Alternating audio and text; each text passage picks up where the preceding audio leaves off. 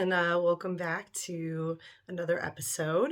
I've done a little rebrand, so I'm actually going to go by the neighborhood support coach. There's just a lot more things I can do, and people I can talk to when I'm going more of the coaching route than the therapy route. But we don't need to get into that. I'm glad that you hopefully have hung in there. I was out sick for the last 2 weeks, like death sick. So I wasn't able to do any videos. If you can tell, I still sound like a squeaky toy a little bit as I'm coughing. So today we have a special Valentine's Day edition. And I figured we'll celebrate this holiday like we celebrate the rest of them with a little bit of trauma.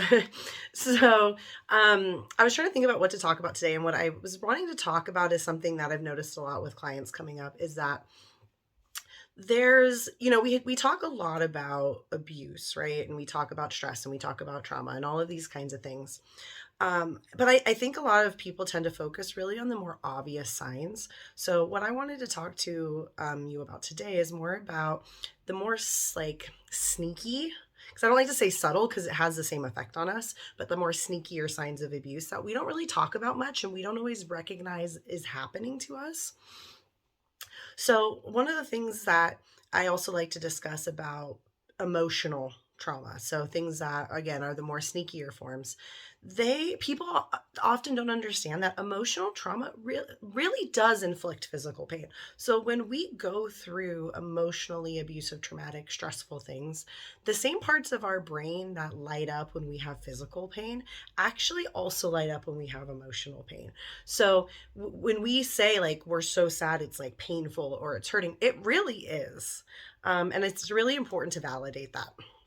So, with that being said, the first couple signs that I want to talk about of things that we go through that are traumatic, stressful, abusive, that people don't always realize. You may feel it, so you know something's off, like something doesn't feel right, but we haven't been validated enough or educated enough about what's actually happening to us. So we tend to minimize it and make it like, oh, it's not a big deal or it's not really happening.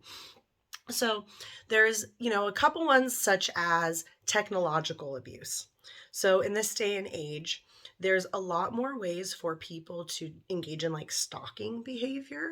So that's going to be things such as hacking your email, tracking you on apps. I've had clients who have found trackers on their cars. And what's really like hard about this one is if people haven't experienced, they sound really paranoid, right? Like you sound crazy. So like they're stalking you, they're doing this, but really they are, because the more information that they can have about you, the more that they can manipulate you. So I tell a lot of my clients, if you are in an abusive relationship, really think about getting a new email, checking for cameras, checking for recording devices. I've had this come up with multiple clients. And again, it may feel or sound crazy, but it's a thing that definitely happens. And to people that you are still currently in relationships with. So I throw that one out one. There's legal abuse, which many of you may encounter if you do end up getting out of the relationship. So that's going to be them using the legal system to bankrupt you or to take your child away or to badmouth you on public record.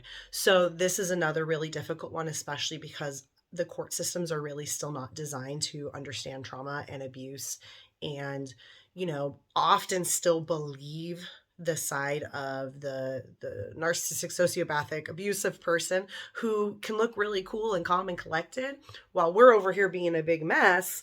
They don't necessarily understand why that's happening. Another form of emotional abuse that we often don't realize is abuse is called coercive abuse. So what coercive abuse is when we are guilt tripped, whined, pressured into doing something we don't want to do. That often is, you'll see play out in a sexual dynamic. So you're sick or you don't feel good or you just really don't want to you don't want to have sex. You really don't ever have to explain why you don't want to, but you don't want to. And you're getting pressure. You're getting, oh, you don't love me. Oh, you don't really care about me. If you did, you would do X, Y, and Z. oh man, blah, blah, blah gets this more than I do. These kinds of behaviors are abusive because they're forcing you to let go of a boundary.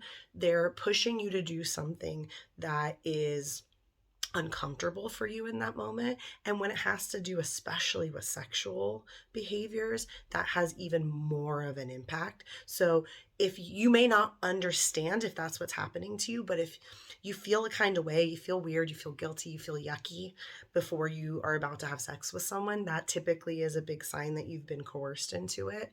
If after you have sex with them, you feel really sad or you want to cry or you feel kind of like gross or dirty or used, that can be another sign that you were coerced into doing something you don't want to do. So, again, we never have to explain why we don't want to have sex with someone. We never have to justify it. Our no should be enough. The last type of abuse that I want to talk about is emotional neglect. So, this is a huge one that comes up for people because we've really been trained as a society that it's okay for people to not understand how to support you. It's okay for people to not put a lot of effort into being there for you emotionally. And so we don't, again, see this necessarily as like logically as a negative thing. Emotionally, it feels like crap. Emotionally, you feel bad. But again, socially, we're trained that that's us being too sensitive or we're expecting too much from someone or our standards are too high. Emotional neglect may look like I'm having a rough day and I want to talk to my friend or my partner, and they kind of brush it off. Oh, that's not a big deal. Oh, you'll be fine. Oh, don't worry about it. Emotional neglect can even be more subtle. I'm obviously upset. Maybe I'm crying. My brow's furrowed. My body language, and they're acting like they don't even notice it. They don't see it. They don't acknowledge it. They'll talk about themselves. They'll just kind of bypass that. And again, well, they don't know because I didn't say it. You can tell how someone's feeling by looking at them, especially if you've been in a relationship for a really long time with this person. You know them. So they're choosing not to engage with it because they don't want to. So emotional neglect, I could go on and on and on and give tons of examples of that. But again, a lot of these things are going to be, you feel something is off, but you don't necessarily know how to explain it or how to discuss it or validate it for yourself. So I just wanted to kind of run through some of those things.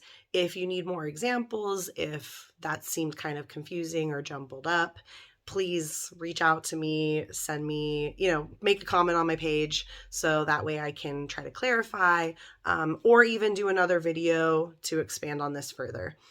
One note with that before I sign off, with the emotional neglect piece, I think Valentine's Day is a really good day to actually discuss this too. If you have a partner that chronically forgets your birthday, forgets holidays, anniversaries, again, that's a sign of emotional neglect. If you care, there are ways to make sure you can. I have ADHD. I forget all kinds of stuff. I set alarms. I make notes of things. There are ways, if you know it matters to the person that you're with and it's important to them and they value it, to be there and show up for them.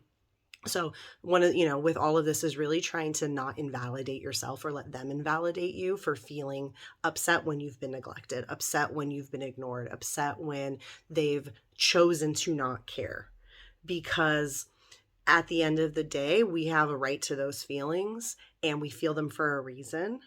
And just because someone doesn't want to acknowledge that or change or cope with that doesn't make it any less valid.